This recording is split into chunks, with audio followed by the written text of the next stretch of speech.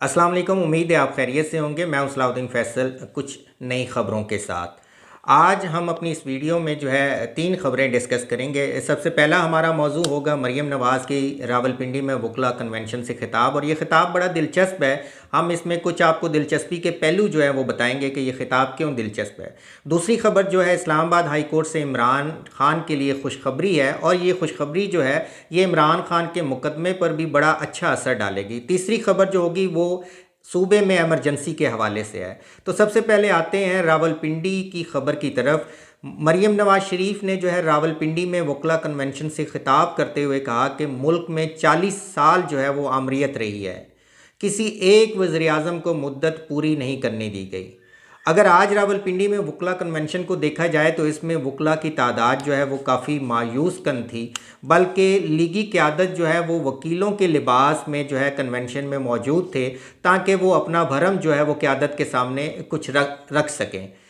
नाजरीन, अगर जो है वो कोई वज़ीर आज़म अपनी मुद्दत पूरी नहीं कर सका तो क्या इसमें अवाम का कसूर है? अगर कोई वज़ीर आज़म अपनी मुद्दत पूरी नहीं कर सका तो क्या इसमें अदालतों का कसूर है?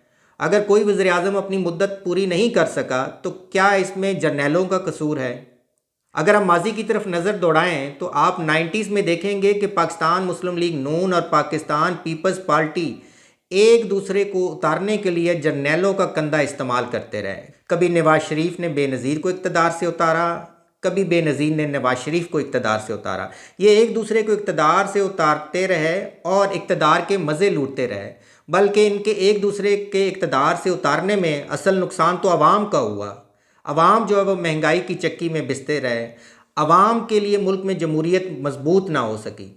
अगर हम अभी ताज़ा मिसाल देखें तो जो पाकिस्तान पीपल्स पार्टी है, पाकिस्तान मुस्लिम लीग नून है और जो दीगर जमातें हैं, उन्होंने जनरल बाजवा का कंधा इस्तेमाल करते हुए इमरान खान को इक़्तिदार से उतारा। अगर ये इतने ही जमहूरियत पसंद थे तो इनको चाहिए था कि 1 साल और इक़्तिदार के बगैर गुजार लेते। पाकिस्तान तो तबाह नहीं होने लगा, पाकिस्तान को कुछ नहीं होने लगा। हाँ, इनके इक़्तिदार जो है उसके मज़े जो है वो इनको नहीं आ सकते थे। 1 साल ये मज़ीद इक़्तिदार के बगैर रह नहीं सकते थे। इक़्तिदार की इनको इतनी लत पड़ चुकी है कि ये कभी भी नहीं चाहते कि कोई दूसरा वज़ीर आज़म जो है वो अपनी मुद्दत पूरी कर सके, और इनका माजी इस चीज़ का गवाह है। इसीलिए तो इन्होंने इमरान खान को इक़्तिदार से उतारा, और अब इनको पता चला है कि क्या मुश्किलात इनको दरपेश हैं। फिर कहते हैं कि हमारे ऐवान की, हमारे वज़ीर आज़म की कोई इज़्ज़त नहीं करता। भाई, अगर सबसे पहले आप अपने वज़ीर आज़म की ख़ुद इज़्ज़त करें, आप अपने ऐवान को मजबूत खुद बनाएं। अगर दूसरे इदारे इस वक्त ताकतवर हैं तो उन्होंने अपने इदारों को मजबूत किया, उन्होंने अपने इदारों को बनाया। आज तक असम्बली में आप लोगों की क़यादत कितना मौजूद रही? क्या असम्बली को आप लोगों की क़यादत ने मजबूत किया? सिवाय तकरीरों के, सिवाय अपने इक़्तिदार के बिल पास करने के, आपने असम्बली को मजबूत नहीं किया, जमहूरियत को मजबूत नहीं किया। इसी वजह से आपको ये दिन जो है वो आज देखना पड़ रहे हैं। मरीम नवाज शरीफ ने अपने खिताब में मज़ीद कहा कि मुल्क में 4 फ़ौजी आमर आए, उन्होंने 10 साल हुकूमत की और किसी अदालत में जुर्रत नहीं हुई कि वो उनके सामने खड़ी हो जाए। भाई, अदालत उनके सामने क्यों खड़ी हो? अगर फ़ौजी आमर ने आप लोगों को जो है इक़्तिदार से उतारा है तो क्या आप उसके ख़िलाफ़ खड़े हुए हैं? आप तो उनके साथ डील करके कभी जद्दा चले जाते हैं, कभी लंदन चले जाते हैं। अवाम आपके साथ खड़े होते हैं, लेकिन डील करके जब आप चले जाते हैं तो उसके बाद अवाम मायूस हो जाते हैं। फिर अदालत आपके साथ कैसे खड़ी हो? अगर आप अवाम में रह के फ़ौजी आमरों का मुकाबला करें तो अवाम यकीनन आपके साथ होगी, अदालत भी आपके साथ खड़ी होगी। लेकिन सबको मालूम है कि जनरल मुशर्रफ की काबीना में आप तमाम जमातों ने हल्फ उठाया है, हालांकि जनरल मुशर्रफ ने आप लोगों का इक़्तिदार ख़त्म किया था। अगर आप में इतनी इखलाकी जुर्रत है तो आपके चचा की हुकूमत है, आज आप इसी हुकूमत में जो है मुकदमा दर्ज करें, फिर देखते हैं कि फ़ौजी आमरों को सज़ा क्यों नहीं मिलती। लेकिन आप में इतनी जुर्रत नहीं है कि आप किसी फ़ौजी आमर के ख़िलाफ़ मुकदमा दर्ज कर सकें, क्योंकि आपको पता है कि आपको आने वाले वक्त में अगर किसी ने बचाना है तो वो फ़ौजी आमर होगा। लिहाजा जो लोग आपको बचाते हैं तो फिर डेफ़िनेटली उन्होंने अपनी कीमत जो है वो आपसे लेनी है, और आपको कीमत अदा करनी पड़ रही है। तो अब भी वक्त है, आप जो है तमाम लोग जो हैं वो समझदार हो जाएं, फ़ौजी आमरों को इस्तेमाल ना करें, उनके साथ डील ना करें। शहबाज शरीफ साहब जो है वो डिग्गी में छुप छुप कर फ़ौजी आमरों से मिलते रहे हैं। तो आप ये शिकवा मत करें कि अदालतें जो हैं वो आमरीत के ख़िलाफ़ खड़ी नहीं होती। सबसे पहले आपको ख़ुद खड़ा होना होगा। अब आपका ये जो बयानिया है या ये जो चूरन है ये बिकने वाला नहीं है। आपको अपना बयानिया जो है वो तब्दील करना होगा, क्योंकि आवाम जो है वो बड़ी समझदार हो गई है और सोशल मीडिया तो बिल्कुल आज़ाद है और उसमें आपके माजी और मौजूदा तकारीर और आपके जो कारनामे हैं वो मौजूद हैं। तो इसलिए जो नौजवान हैं वो सोशल मीडिया से तमाम मालूमात जो हैं वो लेते हैं। इसलिए आप कोई और बयानिया जो है वो बनाएं, क्योंकि ये बयानिया जो है आने वाले इलेक्शन में नहीं बिकेगा। अब आते हैं इमरान खान की तरफ।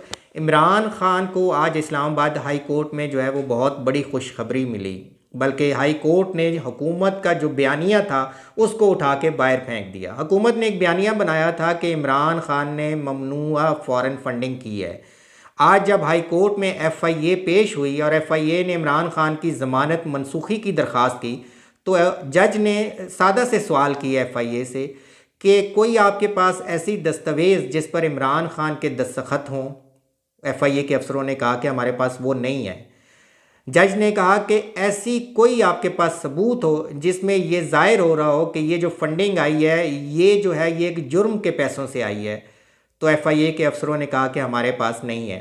जज साहब ने पूछा कि क्या स्टेट बैंक ने जब ये रकम आ रही थी तो इसको गैर कानूनी कहा था? तो एफआईए के अफसरान ने कहा कि नहीं। जज साहब ने पूछा क्या आपके पास स्टेट बैंक के किसी अफसर का बयान मौजूद है? तो एफआईए के अफसर ने कहा कि नहीं। तो उसके बाद जज साहब ने कहा कि अब आपके पास फिर इस मुकदमे में क्या चीज़ है जिसके तहत जो ज़मानत मनसूख की जाए? जज साहब ने मुकदमा high court Islamabad high court से उठा के बाहर फेंक दिया। हुकूमत को बहुत बड़ी नाकामी हुई और इस नाकामी से इमरान खान के बयानिए को जो है तक़वियत मिली कि इमरान खान ने कहा था कि ये फ़ॉरेन फंडिंग का केस जब अदालतों में जाएगा तो ये अदालतें इसको उठा के बाहर फेंक देगी, और आज ऐसा ही हुआ और ये इमरान खान के बयानिए की बहुत बड़ी फतह है।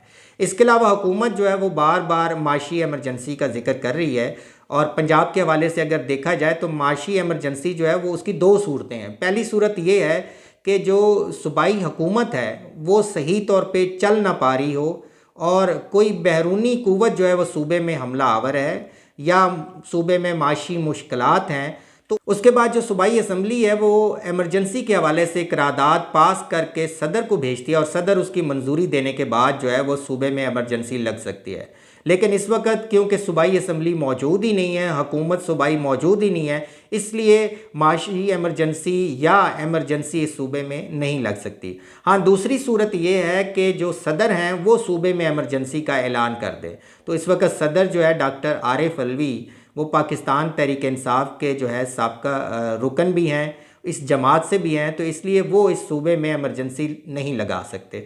तो इसलिए हुकूमत जो है बार बार एमरजेंसी के हवाले से जो सियासी बयानियाँ दे रही है तो उसमें सूबे में एमरजेंसी जो है वो लगाना मुमकिन नहीं है। इसीलिए जो है मौजूदा इत्तेहादी हुकूमत जो पीडीएम की है, जिसमें पाकिस्तान पीपल्स पार्टी और मुस्लिम लीग नून भी हैं, उनको चाहिए कि वो आने वाले इलेक्शन की तैयारी करें, अवाम में जाएँ और उसके बाद जो है अवाम पे छोड़ दें कि 14 मई को जो है अवाम किसको सिलेक्ट करती है। अवाम जिनको सिलेक्ट करेगी इक़्तिदार उनके हवाले कर दें ताकि मुल्क में जमहूरियत जो है वो मजबूत हो और उसके बाद किसी का शिकवा जो है ना अदालत से हो, ना जर्नैलों से हो और ना ऐवान से हो। इसके साथ ही मुझे इजाज़त दीजिए। अल्लाह हाफिज़।